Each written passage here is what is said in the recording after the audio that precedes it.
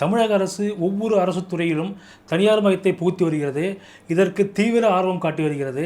குறிப்பாக நிர்வாக அளவில் சி-டி பிரிவை மொத்தமாக தனியார் வசம் ஒப்படைப்பதற்கான அத்தனை வேலைகளையும் தமிழக அரசு செய்து வருகிறது.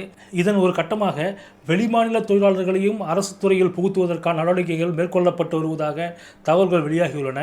இதை பற்றி இடதுசாரி கட்சிகள் வாய் திறக்காது ஏன் என்ற கேள்வியோடு நாம் நிகழ்ச்சிக்குள் சொல்வோம். இது வேல்ஸ் மீடியாவின் பொலிட்டிக்கல் வாட்ச் நிகழ்ச்சி. வணக்கம்.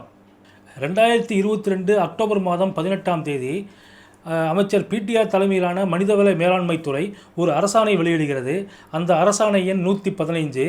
இந்த அரசாணையின் நோக்கம் என்ன அப்படின்னு சொன்னால், அதாவது சி-டி பிரிவில் அவுட் சோர்சிங் கொண்டு வரணும். அதில் ஒப்பந்த ஊழியர்களை நியமிக்கணும். எந்த பிரச்சனையும் இல்லாமல் எப்படி செய்யலாம் அப்படின்றதை ஆராய்வதற்காக ஒரு குழுவை பிடிஆர் அமைக்கிறாரு. அந்த 5 பேர் கொண்ட குழு. அந்த குழுவுக்கு ஆன செலவு 1.5 கோடி ரூபாய். நிதி இல்லைன்னு சொல்கிற இதே தமிழக அரசு தான் 1.5 கோடி ரூபாய் கொடுத்து அரசு ஊழியர்களை வீட்டுக்கு அனுப்பிவிட்டு அந்த இடத்தில் தனியாரை நியமிப்பது எப்படி அப்படின்னு சொல்லிட்டு ஆராயத்துக்கோசரம் ஒரு குழுவை அமைச்சிருக்காங்க. இந்த குழு இந்த அரசாணை வெளியான உடனே இது மிகப்பெரிய ஒரு கொந்தளிப்பை ஏற்படுத்தியது. எதிர்க்கட்சிகள்லாம் கடும் கண்டனம் தெரிவித்தன. எடப்பாடியார் ஒரு கட்டத்தில் இது சமூக நீதியை குழி தோண்டி புதைக்கக்கூடிய செயல், இடஒதுக்கீட்டுக்கு சாவுமணி அளிக்கக்கூடிய செயல், அதனால் கண்டிப்பாக இதை நாங்கள் ஒரு காலம் அனுமதிக்க மாட்டோம் அப்படின்னு சொல்லி கடுமையான கண்டன குரலை பதிவு செஞ்ச உடனே தமிழக அரசு யூட்டர்ன் போடுது. அந்த அரசாணையை நாங்கள் பின்வாங்குகிறோம் அப்படின்னு சொல்லிட்டு வாங்குகிறாங்க. அதே 2022 அக்டோபர் மாதம் ஒரு அரசாணை வெளியிடப்படுது. அந்த அரசாணை எண் 152. அது என்ன சொல்லுது அப்படின்னு சொன்னால், மொத்தம் இப்போ தமிழ்நாட்டில் 21 மாநகராட்சிகள் இல்லைங்களா? இந்த 21 மாநகராட்சியில் சென்னை நீங்களாக 20 மாநகராட்சிகளில் இந்த 152 ஜிஓ பொருந்தும். அப்படி என்ன சொல்லியிருக்கிறதுல படிக்கிறேன், கேளுங்க.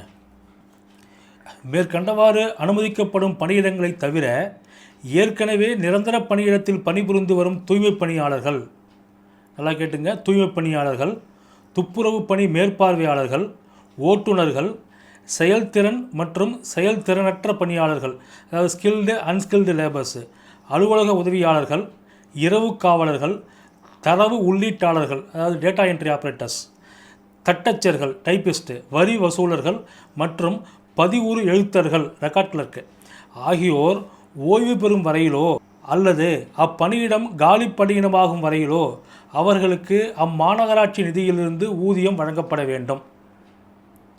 சரிதானே? அதாவது அவங்க ரிட்டையர் ஆகிற வரைக்குமாவோ அல்லது அந்த பணியிடம் காலியாகும் வரையிலோ அவங்களுக்கு மாநகராட்சியிலிருந்து ஊதியம் வழங்கணும். அதன் பிறகு அப்பணியிடங்களை நிரப்பக்கூடாது. அவங்க ரிட்டையர் ஆகிட்டாங்கன்னா அந்த பணியிடங்களை நிரப்பக்கூடாது. எதிர்வரும் காலங்களில் இப்பணிகளை வெளிமுகமை மூலம், அதாவது வெளிமுகமையான அவுட் சோர்சிங், வெளிமுகமை மூலம் மேற்கொள்ளப்பட வேண்டும். இதுதான் இந்த 152 ஜிஓ சொல்கிற கண்டென்ட். இந்த மாதிரி நீங்கள் இந்த நிர்வாகத்தில் அடிமட்ட ஊழியர்களை வெளில அனுப்புகிறீங்க, அவுட் சோர்சிங் பண்ணி வச்சுக்கிறீங்கன்னு சொன்னால், அந்த இப்போ அவுட் சோர்சிங் பண்ணி ஒருத்தரை வைக்கிறீங்கன்னு சொன்னால் அவரோட பணி பாதுகாப்பு எந்த அளவு உறுதி செய்யப்படும்? இப்போ அவங்களுக்கு பிஎஃப், கிராஜுவிட்டி அதெல்லாம் கிடைக்காது. ஓய்வூதிய பலன்கள் கிடைக்காது. பணிக்காலத்தில் அவங்க இறந்தாங்கன்னு சொன்னால் அவங்களோட வாரிசுதாரர்களுக்கு குவாலிஃபிகேஷன் அடிப்படையில் வேலை கொடுப்பாங்க. அதாவது கம்பேஷனேட் கிரவுண்டுன்னுவாங்க, அதுவும் கிடைக்காது. இந்த மாதிரி எந்த பலன்களும் அந்த அவுட் சோர்சிங் முறையில் பணியில் அமர்த்தப்படும் ஊழியர்களுக்கு கிடைக்க வாய்ப்பே இல்லை. அது கிடைக்கக்கூடாதுன்னு தான் இதை பண்ணுறது. பொதுவாக பார்த்தீங்கன்னு சொன்னால் தமிழ்நாட்டில் புலம்பெயர் தொழிலாளர்கள் குறித்து தமிழக அரசு இதுவரை எந்த ஒரு வரையறையும் செய்யாமல் இருக்கிறது. நம்ம இது தொடர்பாக ஏற்கனவே நம்ம ஒரு வீடியோவோட போட்டிருக்கோம். அதாவது புலம்பெயர் தொழிலாளர்கள், இந்த வெளிமாநில தொழிலாளர்னு வச்சிங்களேன், இவர்கள் தமிழ்நாட்டில் வேலை செய்யாத இடமே இல்லை அப்படின்றது ஆகிப்போச்சு. இப்போ அவர்கள் அரசு துறையிலும் கால் பதிக்கப் போகிறார்கள் அப்படின்றது தான் ஒரு வேதனையான உண்மையாக இருக்கிறது. இந்த அவுட் சோர்சிங் முறையில் வெளிமாநில தொழிலாளர்களும் பணியமர்த்த வாய்ப்பு இருக்கிறது. அதை மறுக்கவே முடியாது. அதுக்கு 100% வாய்ப்பு இருக்குது. அப்படி இருக்கும்போது தமிழக இளைஞர்களின் வேலை வாய்ப்பு பறிக்கப்படுகிறதா இல்லையா? திமுக தேர்தல் வாக்குறுதியில் என்ன சொன்னாங்க? 10 ஆண்டுகளாக அந்த உள்ளாட்சி அமைப்புகளில் 10 ஆண்டுகளாக ஒப்பந்த முறையில் பணியாற்றுபவர்களை நாங்கள் பணிநிரந்தரம் செய்வோம். ஒரு வீட்டில் முதல் தலைமுறை பட்டதாரி இருந்தாருன்னு சொன்னால் அவருக்கு அரசு வேலையில் நாங்கள் முன்னுரிமை கொடுப்போம் அப்படின்னு சொன்னாங்க. இது ஏதாவது செஞ்சீங்களா? எதுவுமே செய்யலை. எதுவுமே செய்யாமல் இருக்கிற பணியை நீங்கள் அவுட் சோர்சிங் பண்ண போகிறீங்கன்னு சொன்னால் இந்த ஒப்பந்த ஊழியர்கள் பணிநிரந்தரம் பண்ணுறேன்னு சொன்னது பொய் தானே? அரசு பணியே ஒழிக்கணும்னு சொல்லிட்டு திட்டமிட்டு செயல்படுற நீங்கள் ஒப்பந்த பணியாளர்களை வந்து பணி நிரந்தரம் செய்வோம்னு சொல்லிட்டு வாய் கூசாமல் வந்து ஒரு வாக்குறுதியை கொடுத்துட்டு ஓட்டு வாங்கியிருக்கீங்களே, இது ஒன்றும் வெக்கமா இல்லையா உங்களுக்கு? இதில் திமுகவோட இரட்டை வேடத்தை பார்க்கணும். மத்திய அரசு என்ன பண்ணாங்க, அதாவது இணைச் செயலாளர் அந்தஸ்தில் ப்ரைவேட் கம்பெனியில் பணிபுரியக்கூடிய ஒரு இன்டலெக்சுவலை வந்து நியமிக்க முடிவு பண்ணாங்க, நியமித்தாங்க. அது எப்படின்னு சொன்னால், அந்த இப்போ ஃபினான்ஸ் இருக்குதுன்னு சொன்னால் ஃபினான்ஸில் வந்து யார் வந்து ரொம்ப இன்டலெக்சுவலாக ப்ரைவேட்டில் இருக்காங்களோ அவங்கள கொண்டு வந்து ஒரு குறிப்பிட்ட கால அளவுக்குள்ள வந்து ஜாயின்ட் செக்ரட்டரி ரேஞ்சுக்கு வந்து அவங்க நியமித்தாங்க. சரி, அந்த நியமனத்தை வந்து திரு மு.க. ஸ்டாலின் கடுமையாக கண்டித்தார்.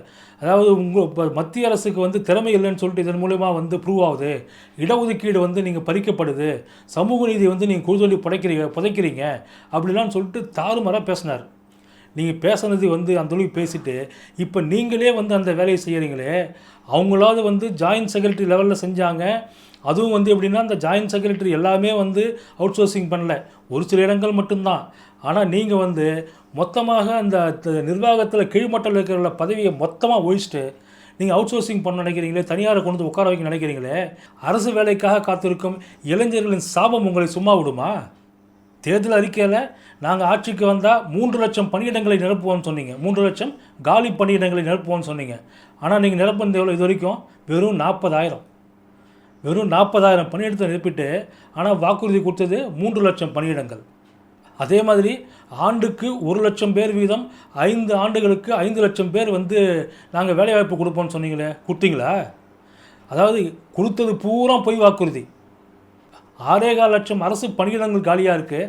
சுமார் 60 லட்சம் இளைஞர்கள் வந்து வேலைவாய்ப்பை எதிர்பார்த்து காத்திருக்கிறார்கள், அரசு வேலைக்காக காத்திருக்கிறார்கள்.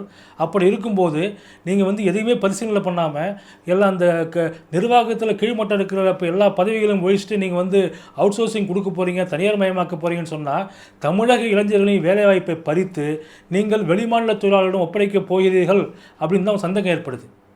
அது மட்டுமா, ஏழை எளிய பிற்படுத்தப்பட்ட, மிகவும் பிற்படுத்தப்பட்ட, தாழ்த்தப்பட்ட மற்றும் பழங்குடியின இளைஞர்களின் அரசு வேலைவாய்ப்பு என்ற கனவில் நீங்கள் மண்ணள்ளி போடுகிறீர்கள்.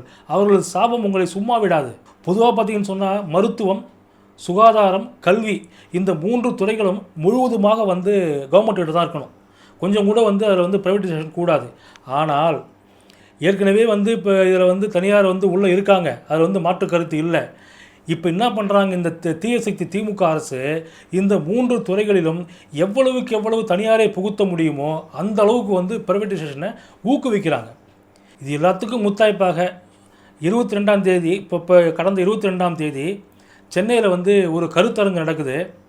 அந்த கருத்தரங்கில் தமிழக உள்கட்டமைப்பு மேம்பாட்டு வாரியத்தின் சிஇஓ பூஜா குல்கர்னி பேசியிருக்காங்க.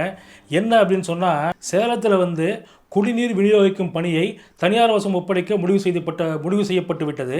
அதற்கான டெண்டர் கோரும் பணிகள் வந்து முடிந்துவிட்டனு சொல்லியிருக்காங்க.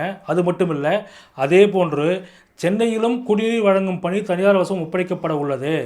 அதற்கு முன்னோட்டமாக இல்லை முதல் கட்டமாக திருவான்மியூரில் வந்து 40,000 குடிநீர் இணைப்புகள் தனியார் வசம் ஒப்படைக்கப்பட உள்ளது அப்படின்னு சொல்லியிருக்காங்க. இப்போ புரியுதா? அந்த 152 ஜிஓவில் வந்து இப்போ இந்த குடிநீர் வழங்கும் பணியெலாம் எதில் வரும்? இந்த கீழ்மட்ட லெவலில் தான் வரும். அதெல்லாம் வந்து ஒழிச்சிட்டு இதையும் தனியார் மயமாக்கிறது. அதாவது எந்தெந்த வகையிலெல்லாம் தனியார் மயமாக்கி சம்பாதிக்க முடியுமோ அந்த வழியெல்லாம் கண்டுபிடிச்சு அங்கெல்லாம் கரெக்டாக வந்து அந்த கம்பெனிகளை நிறுத்தி தனியார் மயத்தை ஊக்குவிப்பது மட்டும்தான் தீய சக்தி திமுகவின் நோக்கமாக இருக்கிறது. அவர்களுக்கு ஜால்ரா அடித்து கொண்டிருக்கும், அவர்களது தொங்கு சரியாக இருந்து கொண்டிருக்கும் இடதுசாரிகள் இதை பற்றி வாயே திறப்பதில்லை. கேட்டால் வந்து முத்தரசன் வந்து வாய் கிழியே பேசுகிறாரு. திமுக நாங்கள் மட்டும்தான் காசு வாங்கினோமா, மார்க்சிஸ்ட் வாங்கலையா, இந்திய யூனியன் முஸ்லீம்களுக்கு வாங்கலையா, விடுதலை சிறுத்தைகள் வாங்கலையா, இப்படிலாம் பேசுறதுக்கு கொஞ்சமாவது வெக்கமாக இருக்க வேண்டாம். இதெல்லாம் கண்டிங்க. தனியார் எல்லாத்தையும் வந்து தனியார் மயமாக்குது. அரசு வேலையே இல்லைன்ற ஸ்டேஜுக்கு வந்து திமுக அரசு கொண்டு போகிறாங்க. இதெல்லாம் வந்து கண்டித்து ஒரு அறிக்கை கொடுக்க வேண்டியது தானே. இதெல்லாம் இந்த ஆட்டம்லாம் வந்து 6 மாதம் 8 மாதம் தான் வச்சுங்க. அதுக்கப்புறம் எடப்பாடி தலைமையில் ஆட்சி அமைந்த பிறகு இதெல்லாம் வந்து கம்ப்ளீட்டாக வந்து மாற்றி அமைக்கப்படும்.